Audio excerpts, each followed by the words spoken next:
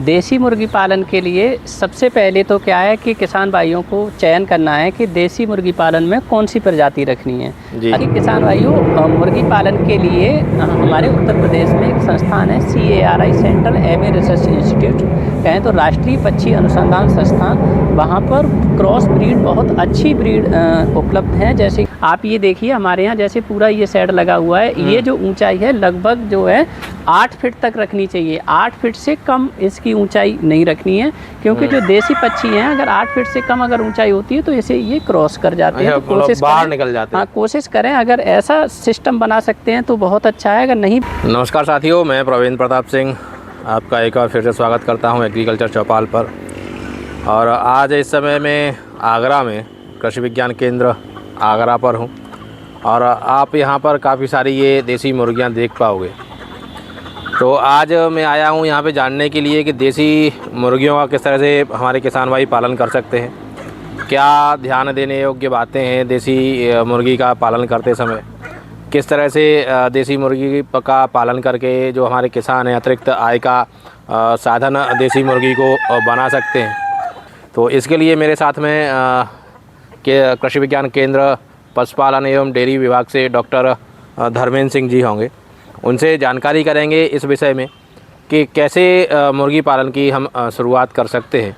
मुर्गी पालन करते समय इनकी आवास व्यवस्था कैसी होनी चाहिए, भोजन व्यवस्था कैसी होनी चाहिए और अन्य प्रबंधन किस तरह के होने चाहिए। तो अगर आप चैनल पर पहली बार हैं कृपया चैनल को सब्सक्राइब करें, वीडियो को लाइक और शेयर करें। साथियों, मेरे साथ में डॉक्टर साहब धर्मेंद्र सिंह जी हैं। तो डॉक्टर साहब, सबसे पहले मेरा सवाल आपसे यही है कि अगर हमारे कोई किसान साथी शुरुआत करना चाहते हैं तो देसी मुर्गी पालन की किस तरह से शुरुआत कर सकते हैं? देखिए किसान भाइयों, नमस्कार।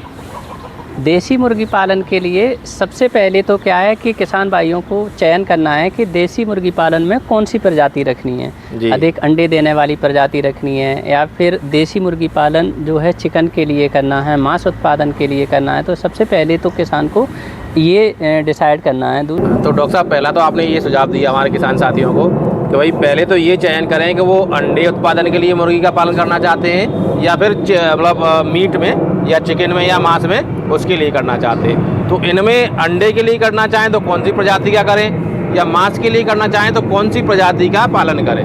देखिए किसान भाइयों, मुर्गी पालन के लिए हमारे उत्तर प्रदेश में एक संस्थान है CARI central avian research institute, कहें तो राष्ट्रीय पक्षी अनुसंधान संस्थान।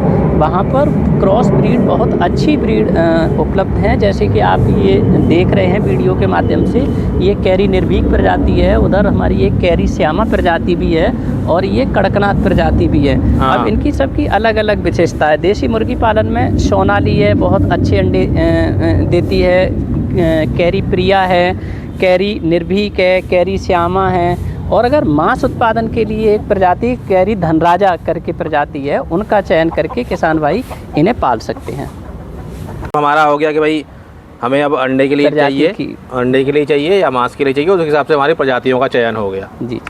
अब मुख्य व्यवस्था आती है स्थान को लेके। तो स्थान के चयन के समय क्या बातें ध्यान रखें या किस तरह से स्थान का चयन करें? देखिए किसान भाइयों, स्थान के चयन के लिए सबसे पहली बात तो ये है कि स्थान ऐसा हो जहाँ पर शोरगुल ज़्यादा ना हो। और क्योंकि अगर ज़्यादा शोरगुल अगर होता है या कहीं ऐसी प्रदूषित क्षेत्र जहाँ होते हैं, जहाँ मुर्गियाँ दबाव में आती हैं, स्ट्रेस में आती हैं, तो वहाँ उत्पादन कम मिलता है। ये चीज़ विशेष ध्यान रखने वाली चीज़ है। दूसरा, स्थान के चयन के समय हमेशा वो वाला स्थान चयन करें जहाँ पर जो है पानी का भराव ज़्यादा ना होता हो, वहाँ नमी ज़्यादा नहीं रहती हो। सामान्य सी बात है कि जहाँ नमी अगर ज़्यादा रहेगी वहाँ मुर्गियों में बहुत सारे फंगस रिलेटिव जो है रोग जो है वो होने की संभावना रहती है। तो स्थान जो है थोड़ा ऊंचा होना चाहिए। उसी के साथ साथ अब रही बात इनकी मुर्गियों के स्पेस की, जो देसी बर्ड है, देसी पक्षी है, अगर आप खुली रेंज में अगर इनको पालना चाहते हैं तो इसके लिए कोई विशेष जगह की आवश्यकता नहीं होती है। फिर भी 2 से 3 फीट जो शेड है उसमें 2 से 3 स्क्वायर फीट जगह प्रति मुर्गी को देना चाहिए। मतलब तो जिस हिसाब से हम मुर्गियों की संख्या रखें उस हिसाब से फिर हम जगह अपनी जगह का चयन कर लें, जगह का बढ़ाते हुए चलें। और कम से कम जैसे आपने बताया कि रोग, अगर कम रोगों का सामना करना है तो नमी वाली जगह का चयन न करें। हाँ, जहाँ नमी रहती हो, पानी भरा रहता हो, तो ऐसी जगह का चयन किसान को नहीं करना चाहिए। अच्छा, जैसे कभी कभी हमारे किसान साथी खुली जगह के लिए खेतों में ही अक्सर बनाते हैं, तो फिर जैसे खेतों में सांप भी है, नेवले भी हैं और अन्य जानवर वगैरह भी हैं। देखिए, ये प्रश्न भी आपका बहुत अच्छा है कि जब भी कभी पक्षी पालन करते हैं, मुर्गी पालन करते हैं, तो इनका बहुत, जो जंगली जानवर है, इनका बहुत ध्यान रखना होता है। सांप है, नेवला है, ये बहुत जल्दी जो है इन पे जो है अटैक करते हैं मुर्गियों पे। तो हमेशा ये इसका चयन करना है कि अगर आप खेत में रख रहे हैं तो अब तो जो है प्लास्टिक की जाली भी जो मार्केट में उपलब्ध हैं, जो कम पैसों में ही आ जाती हैं, और उनकी जो ऊंचाई है, आप ये देखिए हमारे यहाँ जैसे पूरा ये शेड लगा हुआ है, ये जो ऊंचाई है लगभग जो है 8 फीट तक रखनी चाहिए। 8 फीट से कम इसकी ऊंचाई नहीं रखनी है, क्योंकि जो देसी पक्षी हैं, अगर 8 फीट से कम अगर ऊंचाई होती है तो इसे ये क्रॉस कर जाते हैं। कोशिश बाहर निकल जाते हैं। हाँ, कोशिश करें, अगर ऐसा सिस्टम बना सकते हैं तो बहुत अच्छा है। अगर नहीं बना सकते हैं तो बांस गाड़ के, लकड़ियाँ गाड़ के, और जो है ये हमारे तालाब के किनारे जो चादर लगी हुई है, ये इस तरह की चादर लगा दें, जिससे क्या है जंगली जानवर जो है इस पे इफेक्ट ना करें। सर, वैसे तो अब मैं चाह रहा था कि मैं आपसे इनके आवास के बारे में बात करूं, लेकिन अभी हमारी जो चर्चा हो रही थी उस चर्चा में बातें आई कि भाई कम से कम ये हाइट रहनी चाहिए, नमी वाली जगह नहीं होनी चाहिए, और भी चीज़ें हैं। लेकिन अब खुले में तो रखेंगे नहीं, तो इनके लिए शेड वगैरह भी हमें बनाना होगा। तो जो शेड रहेगा, तो शेड किस तरह का रहेगा और किस चीज़ का शेड को बनाएं हम? देखिए किसान भाइयों, खुले में तो सिर्फ आप दिन में रख सकते हो। वैसे आपको क्या है, अधिक धूप है, बारिश है, अधिक सर्दी है, तो इसमें आपको शेड ही बनाना पड़ेगा। जो कि शेड के लिए विशेष चीज़ ये है कि हमारे उष्णकटिबंधीय क्षेत्र की अगर बात करें तो अधिकतर कहें तो 6 से 7 महीने तक तापक्रम अधिक रहता है। 2-3 महीने जो है, 2 महीने 3 महीने बारिश भी रहती है। उधर हमारा जो है सर्दी का भी मौसम रहता है।